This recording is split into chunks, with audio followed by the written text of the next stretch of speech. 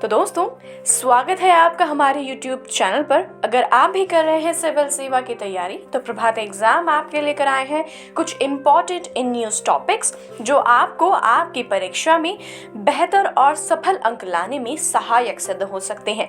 लेकिन उससे पहले अगर आप हमारे YouTube चैनल पर पहली बार आए हैं तो हमारे चैनल को लाइक और सब्सक्राइब जरूर करें और हमारी सभी लेटेस्ट वीडियोस और अपडेट्स को जानने के लिए बेल आइकॉन को प्रेस करना ना भूलें। तो चलिए बिना किसी देरी के शुरुआत करते हैं आज की इस वीडियो की, जिसमें आज का हमारा विषय है WTO में भारत की पेटेंट छूट योजना। दोस्तों, वर्ष 2020 में विश्व व्यापार संगठन WTO की बैठक के दौरान कोविड-19 से निपटने हेतु टीकों, चिकित्सीय विधियों और निदानों पर मुख्य रूप से पश्चिमी देशों के स्वामित्व वाले बौद्धिक संपदा अधिकारों यानी कि इंटेलेक्चुअल प्रॉपर्टी राइट IPR को अस्थायी रूप से हटाए जाने के लिए एक प्रस्ताव लाया गया था। इस प्रस्ताव को भारत और दक्षिण अफ्रीका ने संयुक्त रूप से तैयार किया था। अब भारत के समक्ष इस प्रस्ताव से बाहर होने का खतरा उत्पन्न हो गया है। ध्यातव्य है कि अक्टूबर 2020 में भारत और दक्षिण अफ्रीका द्वारा संयुक्त रूप से विश्व व्यापार संगठन में एक प्रस्ताव को प्रायोजित किया गया था और इसे बाद में अद्यतन किया गया था, जिसमें कई निम्न और मध्यम आय वाले देशों विशेषकर चीन को छोड़ते हुए के प्रतिनिधित्व तथा इसके दायरे में सभी स्वास्थ्य उत्पादों और प्रौद्योगिकियों को लाने और इन पर कम से कम एक वर्ष के लिए बौद्धिक संपदा अधिकारों IPR से छूट दिए जाने की मांग को शामिल किया गया। संबंधित मामला।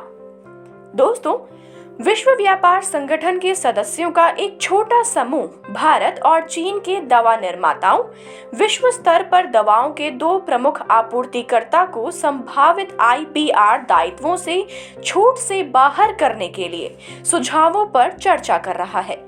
IPR दायित्वों से छूट दिए जाने का प्रावधान बौद्धिक संपदा अधिकारों के व्यापार संबंधी पहलुओं यानी कि trade related aspects of intellectual property rights TRIPS समझौते से निकला है और सभी सदस्य इसका पालन करने के लिए प्रतिबद्ध हैं।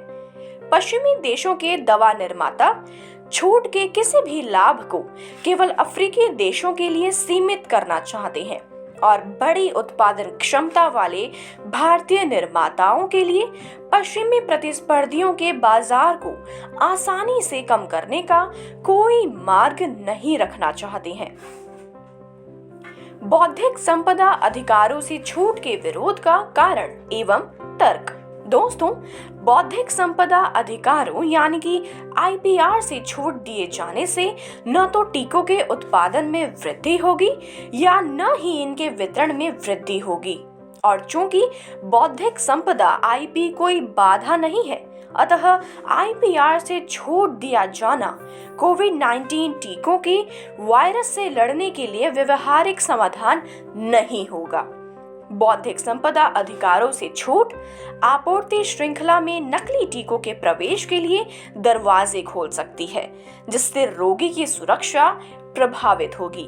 कहा यह भी जा रहा है कि वर्तमान समय में हमारी सर्वोच्च प्राथमिकता बौद्धिक संपदा IP बाधाओं सहित आपूर्ति संबंधी बाधाओं को दूर करना होना चाहिए, ताकि मौजूदा महामारी के उपचार, रोकथाम और नियंत्रण के लिए आवश्यक टीकों, चिकित्सीय और निदान के निर्माण को बढ़ाया जा सके। कोविड-19 वैक्सीन हेतु बौद्धिक संपदा छूट का आशय।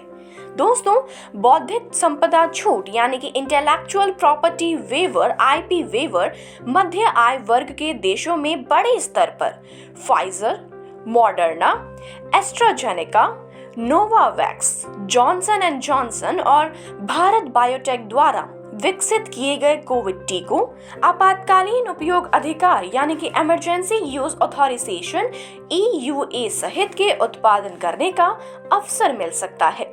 वर्तमान समय में इन टीकों का उत्पादन अधिकांशतः उच्च आय वाले देशों में केंद्रित है, तथा मध्यम आय वाले देशों में लाइसेंसिंग या प्रौद्योगिकी हस्तांतरण समझौतों के माध्यम से इन टीकों का उत्पादन किया जा रहा है।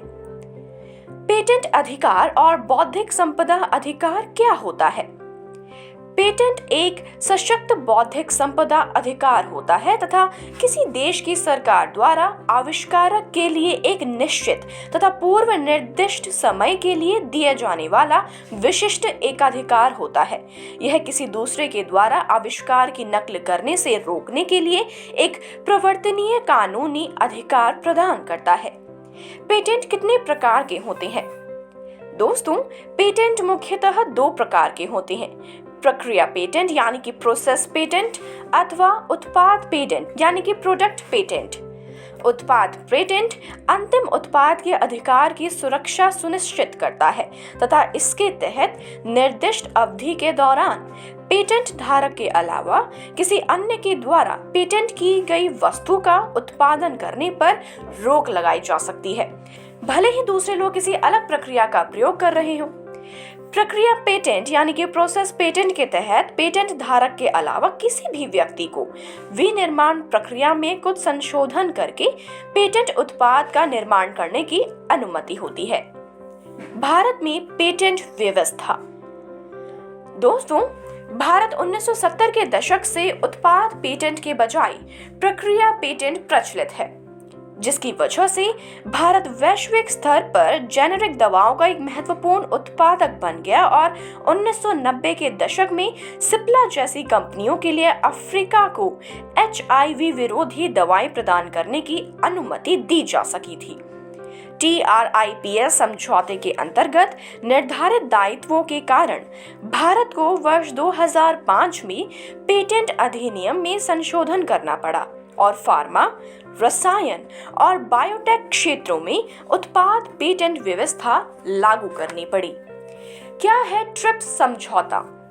दोस्तों, बौद्धिक संपदा अधिकारों के व्यापार संबंधी पहलू यानी कि trade related aspect of intellectual property right समझौते पर 1995 में विश्व व्यापार संगठन में समझौता वार्ता हुई थी। इस समझौते के तहत सभी हस्ताक्षरकर्ता देशों के लिए इस संबंध में घरेलू कानून बनाना अनिवार्य है। ट्रिप्स समझौता बौद्धिक सुरक्षा संबंधी न्यूनतम मानकों की गारंटी प्रदान करता है और इस तरह की कानूनी स्थिरता नवोन्मेषकों को कई देशों में अपनी बौद्धिक संपदा का मुद्रीकरण करने में सक्षम बनाती है। 2001 में विश्व व्यापार संगठन द्वारा दोहा घोषणा पर हस्ताक्षर किए गए, जिसमें स्पष्ट किया गया कि सार्वजनिक स्वास्थ्य आपातकाल में सभी सरकारें अपने देश की कंपनियों को निर्माताओं के लिए अपने पेटेंट लाइसेंस देने के लिए मजबूर कर सकती है। इस प्रावधान को आमतौर पर अनिवार्य लाइसेंसिंग कहा जाता है और इसे ट्रिप्स समझौते में शामिल किया गया था और दोहा घोषणा में इसके उपयोग को स्पष्ट भी किया गया था। तो दोस्तों, यह थी आज की वीडियो। उम्मीद करते हैं आपसे फिर मुलाकात होगी हमारे YouTube चैनल पर। तब तक के लिए नमस्कार।